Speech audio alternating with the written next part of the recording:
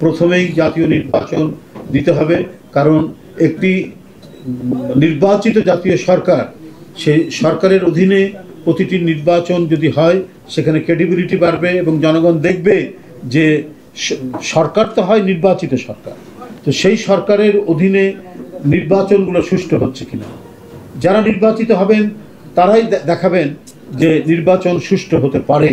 তো সুতরাং এটা আগে পরের বিষয় না, মানুষের প্রত্যাশা, মানুষ 16-17 বছর ধরে ভোট দিতে পারেনি, তাদের ভোটাধিকার প্রয়োগ করতে পারেনি।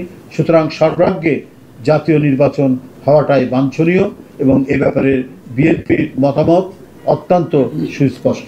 ধন্যবাদ। কে ক্ষমতাশালী ব্যক্তি, কে ক্ষমতাশালী নয়, কে ধনী, কে নির্ধন, এটা বিবেচনা করবে না, করবে কে অপরাধ করছে সেই অপরাধীকে চিহ্নিত করে তাকে আইনের আওতায় বিচার করবে। তো এই অন্তর্বর্তীকালীন সরকারের সময় মানুষ এই আইনের শাসনটুকু প্রত্যাশা করে।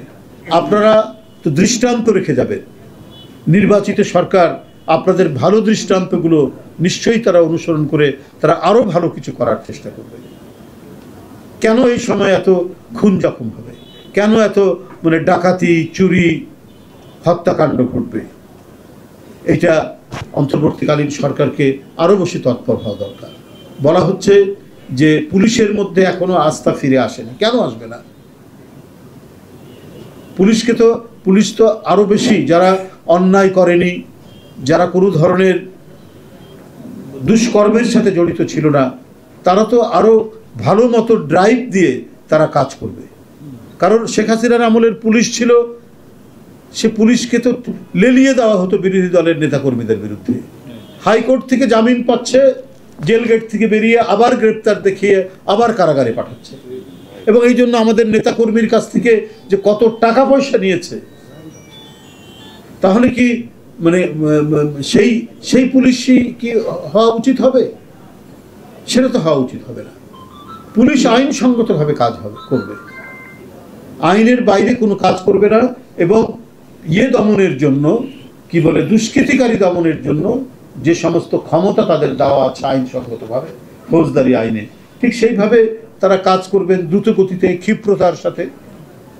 তাহলে তো সমাজে শান্তি স্থিতি ফিরে আসবে, দুর্বৃত্তরা এলাকা ছেড়ে চলে যাবে, না হলে আইনের আওতায় তারা কারাগারে থাকবে। এটাই তো নিয়ম হওয়া উচিত। তো যাই হোক, আমি আর বক্তব্য দীর্ঘায়িত করব না, আপনারা অনেকক্ষণ অপেক্ষা করেছেন।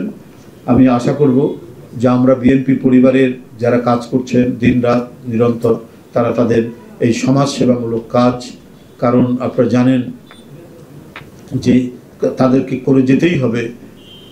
এই যে এতজন মানুষ, 1415 জন, শিশু থেকে শুরু করে তরুণ, কিশোর, প্রৌঢ়, কেউ বাদ যায়নি। শেখ হাসিনার পেটুয়া বাহিনী, শেখ হাসিনার আইন শৃঙ্খলা বাহিনী দ্বারা তাদের প্রাণহানি ঘটেছে, তারা শাহাদাত বরণ করেছে। তো সুতরাং তাদের পাশে থাকতেই হবে। জাতীয়তাবাদী শক্তির একটি অর্গান হিসাবে একটি সমাজসেবী সংগঠন থাকতে, এবং 20,000-এর অধিক নেতাকর্মী আপনার আহত হয়েছে, অনেকেই এখনো হাসপাতালে কাতরাচ্ছে, ওদেরকে আমি দেখে এসেছিলাম হাসপাতালে। তো এই যে পরিস্থিতি, এই পরিস্থিতি থেকে আমরা আমাদের সাধ্য অনুযায়ী, আমরা ক্ষমতায় নেই, কিন্তু বিএনপি শুরু থেকেই ভারপ্রাপ্ত চেয়ারম্যানের নির্দেশে প্রাণপণ চেষ্টা করে আমরা আমাদের আহত এবং নিহত পরিবারের পাশে থেকেছি এবং এখনো থাকার চেষ্টা করছি। আপনাদের সকলকে ধন্যবাদ। আমরা বিএনপি পরিবারের সকল কর্মকর্তাকে ধন্যবাদ জানিয়ে আমি আমার বক্তব্য শেষ করছি।